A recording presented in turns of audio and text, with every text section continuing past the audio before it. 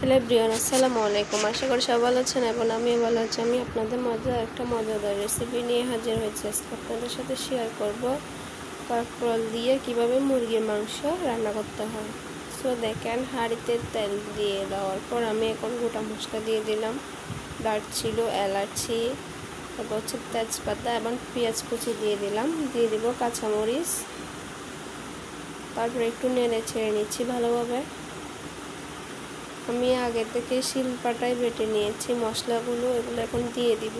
এখানে ছিল আদা, রসুন, বাদাম, জিরা, এমনকি সরিষা বাটাও দিয়েছি।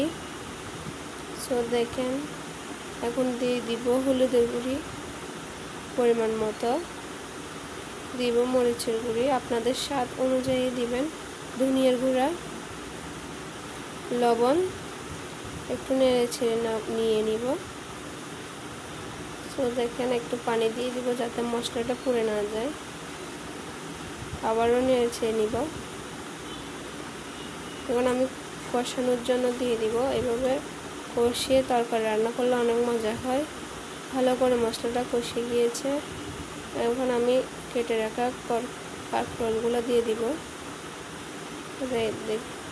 কষানোর জন্য দিয়ে দিব। ফেসবুকে ঢুকলে আমার ননদের ভিডিও দেখতে দেখতে আমি লোভ সামলাতে না পারে আমি নিজের বাসায় রান্না করে ফেললাম।